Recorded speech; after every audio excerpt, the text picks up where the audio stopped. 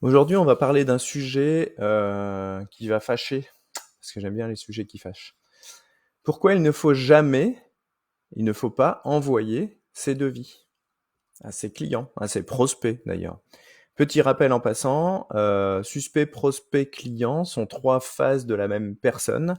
Un suspect est quelqu'un qui nous a vus mais qui ne nous a pas laissé ses coordonnées ou une façon de le rappeler. Donc il nous connaît lui, mais nous on ne sait pas qui il est forcément. Ou si on sait qui il est, on ne peut pas le recontacter. Un prospect est quelqu'un qui nous connaît et qui nous a laissé ses coordonnées pour qu'on puisse le recontacter. Donc là on peut être dynamique, on peut être proactif. Et un client, bah, c'est le passage du prospect à client. Tout l'art d'une entreprise est de faire passer l'un à l'autre dans un système, dans une stratégie qui soit applicable et qui soit surtout réplicable et qui soit ce qu'on appelle scalable, c'est-à-dire augmentable à loisir. Avoir plus de suspects, avoir plus de prospects, avoir plus de clients vont ensemble en réalité. Et ça demande des stratégies, en fait, des stratégies marketing qui sont pas très compliquées en réalité, mais il faut les connaître. Et ça ne fait pas partie des cursus des artisans dans tous les CAP qui puissent exister. Le cursus artisan, lui, ne va pas chercher ces choses-là, ce qui est très dommage parce qu'une entreprise artisanale sans client ne va pas aller bien loin. Bref, pourquoi il ne faut pas envoyer de devis, mais que faire à la place? Voilà un devis type. Un devis type, c'est pas très beau. Un devis type, c'est un peu compliqué. Pour un client, j'entends. Abattage, élagage, alors on comprend tout ça, il n'y a pas de problème, mais le pourquoi de faire ça, alors on l'aura vu avec lui, on se comprendra là-dessus. Mais par exemple, la création de terrasses avec son bois composite, que je vois ici, eh bien, j'ai la création d'une jardinière végétale le long de la rue principale pour occulter la piscine, végétaux de type Elagnus, Pittosporum, etc. avec paillage et minéral. Super. Bon. Un client, là, déjà, juste sur ces deux derniers termes, on l'a perdu. Quand il va recevoir ce devis, ce client, qu'est-ce qui va se passer? C'est ça qui est intéressant de comprendre. Il reçoit ça, il est seul devant sa décision. On a parlé avec lui avant, alors peut-être au téléphone, peut-être qu'on est venu le voir, certainement qu'on est déjà venu le voir en réalité, et on lui envoie le devis par rapport aux discussions qu'on a eues ensemble. Croire qu'un client se souvient de nous est une erreur. Enfin, se souvient de tout ce qu'on a dit. Parce que pour nous, c'est limpide, c'est notre métier, c'est facile, c'est normal, c'est naturel. Pour lui, il reçoit des informations dans lesquelles il va devoir trier, faire un choix avec des choses qu'il ne connaît pas, qu'il n'a peut-être jamais fait pour lui ou qu'il n'a jamais peut-être fait faire. Donc, autant dire que toutes ces choses-là sont d'un compliqué ahurissant pour un client. Donc, quand il va être seul devant sa décision, eh bien, voilà ce qui va se passer. Il n'a pas d'explication pour vulgariser la technique. Du coup, s'il a fait appel à d'autres personnes pour lui faire un devis, il va pouvoir comparer à la dernière ligne, parce qu'un devis ne se ressemblera jamais réellement à un autre devis. Même s'ils ont la même présentation, même s'ils ont la même gueule. Alors on va se dire, bon, bah écoute, dernière ligne, là j'ai 12 000, ok, bon, bah j'en ai un autre qui est à 9 500, il a l'air d'avoir à peu près tout, bah, il manque peut-être ça, je vais l'appeler, voir s'il le rajoute, si ça me coûte combien, bon, ok, je vais faire ma tambouille. Et en fait, ils font une espèce de recette où ils n'ont pas tous les tenants et aboutissants dedans. Ils n'ont pas, dans un devis comme ça, d'offre intégrée. Offre versus produit. Ici, on parle des produits. On ne parle pas de l'offre. Dans une offre, il y a une promesse, dans une offre, il y a tout un tas de choses. Apprendre à bâtir des offres irrésistibles, c'est hyper important pour une entreprise, et apprendre à les intégrer dans son devis, c'est hyper important pour une entreprise qui veut marcher, qui veut marger. Pas de bonus, pas de garantie. Cette offre-là, enfin ce devis-là, il contient absolument rien. Du produit, du produit, du produit, du produit, de la description de produit. Boum, démerde-toi avec ça. Pas de promesse, bah non. Un document austère, c'est un document de compta en fait, hein. Là, c'est un vrai document de comptable, on a des colonnes avec des chiffres dedans. Bon, on comprend, hein, ce qui va nous intéresser, c'est aussi un chiffre ici. Dans ce format de devis-là, il n'y a pas de code. Souvent, on retrouve ça, le code. Ah si d'ailleurs, il y a le code ici, il y a le code ici en format ou en mètre carré. Mais souvent, il y a le code de l'entreprise elle-même. Code temps, où on se retrouve, et en fait, le code est remis dans le devis. C'est pratique, hein, dans les logiciels. Pour le client, c'est de la merde.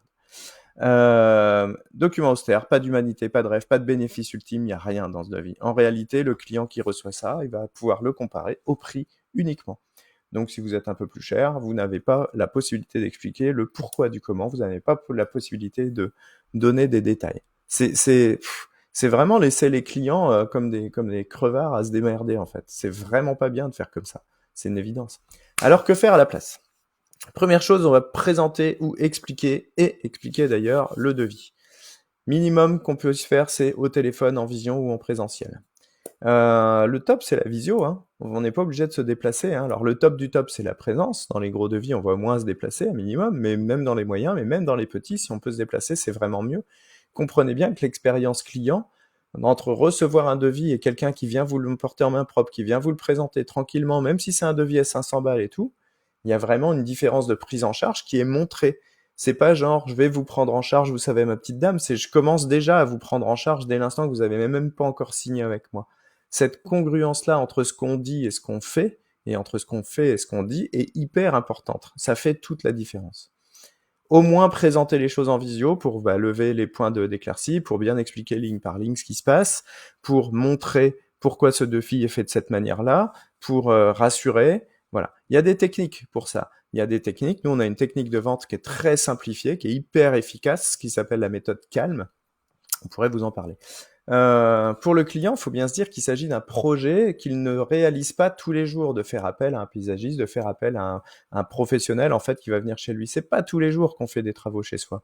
Il y a une espèce de chape qui est sur la tête des clients de la peur de se faire arnaquer, de la peur de se faire avoir, de la peur de payer trop cher pour un service qui n'en vaudrait pas le coup, ou de la peur, encore pire, que ce soit mal réalisé, ou de la peur que ce soit, comme souvent dans le bâtiment, où on donne une date butoir et qu'elle ne soit pas respectée, ou de la peur qu'ils ne comprennent pas tout, et ça c'est pire que tout, qu'ils ne comprennent pas tout ce pourquoi ils sont en train de signer.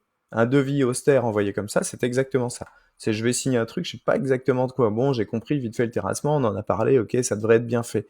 Il y a une part d'inconnu qui est terrible, et que venir présenter son devis, on va pouvoir lever ce genre de choses, ce genre de doute. Donc on va aller vulgariser également. Vulgariser les termes techniques. Se mettre au niveau du client, le rassurer, lui donner toutes les explications nécessaires. Il faut qu'il comprenne précisément ce qu'il paye, pourquoi il le paye, et toutes les étapes qui vont se dérouler pour lui. Voilà le devis, voilà les explications. Maintenant, si on signe aujourd'hui, on commencera le chantier à telle date, on le finira vers telle date. Il peut y avoir tel ou tel aléa, donc on va les prévoir dedans. Vous avez telle garantie, vous avez telle chose comme ça. Et d'ailleurs, en bonus, je vais vous amener telle et telle et telle et telle chose. Pour vous, ce sera simple parce que vous n'aurez pas d'énergie à dépenser. Nous nous occupons de tout. Le devis, il est fiable. Si vous signez aujourd'hui, il n'y aura pas de mauvaise surprise. On prend tout en compte. Le temps, on le gère, etc., etc. Ça, c'est hyper important de montrer au client la feuille de match, comment ça va se dérouler. Parce que, imaginez, simplement, je vous dis, tiens, je vous emmène au sommet du K2 en Himalaya. D'ailleurs, le K2, je sais pas s'il est en Himalaya, mais bref, d'un sommet d'Himalaya. Et je vous dis, bah voilà, le plan, c'est simple. On va faire le premier jour, on va faire 8 km comme ça à pied, parce que ça va nous amener au flanc. On a un refuge ici qui nous attend, et le repas, ce sera ça, ça, ça. Ensuite, le lendemain matin, on partira à 5 heures, et là, on va se mettre en cordée pour la première cordée qui nous emmènera à 4000 mètres. Là, on va rester 2 jours, etc. Et je vous donne un plan très précis. Ou sinon, l'autre possibilité, c'est le devis envoyé tout seul, hein. C'est, bon, bah, on va monter l'Himalaya ensemble, ok? Tu me fais confiance? Ouais, ouais. Ben voilà, ben on y va. Ben on y va, c'est-à-dire, bah on y va là, et puis bon, on verra bien en fait comment on fait. Si on marche bien, on s'arrêtera peut-être là. Si on marche pas bien, on verra bien. Enfin bon, on va aviser quoi. Il y en a un où je me dis, je veux bien y aller en toute confiance. L'autre, je me dis, non mais jamais j'y vais quoi. Improbable, improbable de suivre ça.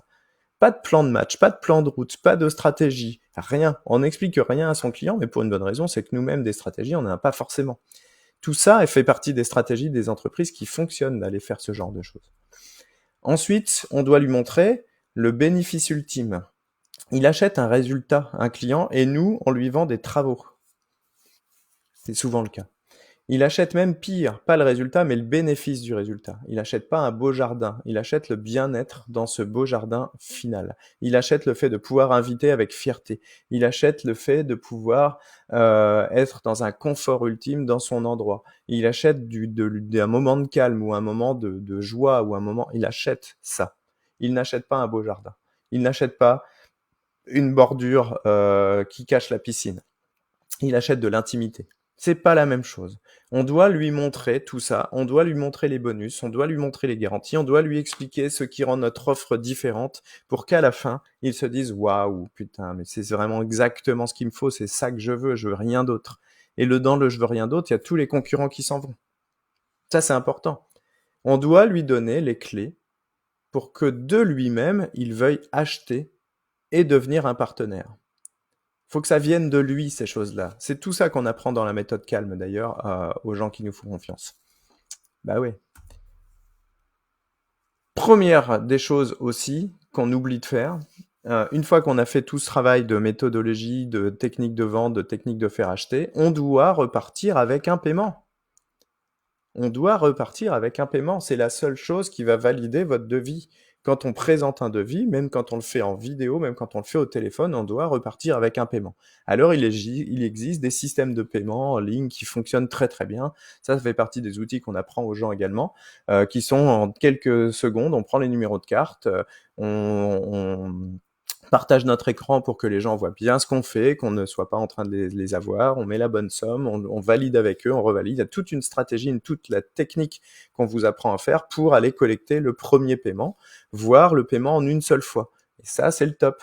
Le paiement en une seule fois, votre client vous fait confiance, il paye et vous pouvez attaquer les travaux. Et même derrière le paiement, il y a de la stratégie pour continuer à le prendre en charge, pour continuer à l'englober, pour continuer à le mettre en confiance auprès de nous parce qu'on est des partenaires, on n'est pas juste des fournisseurs. Ça change tout. Donc, dans tous les cas, quoi qu'il arrive, un devis se présente et ne devrait jamais s'envoyer, tout simplement. Même un petit devis doit faire preuve d'une grande attention. Parce qu'un client, un petit client peut devenir grand à tout instant. Un petit client a un réseau.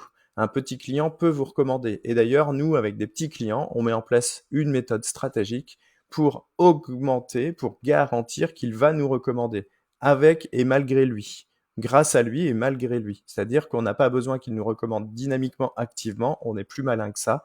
Nous, on fait des recommandations actives provoquées qui partent de l'ultime satisfaction et qui emmènent vers toujours plus de clients, plus de satisfaction et plus de renommée. Et à ce moment-là, on est en train de bâtir en réalité une marque qui sera connue et reconnue pour son travail, mais pour son partenariat avec ses clients. C'est hyper important tout ça.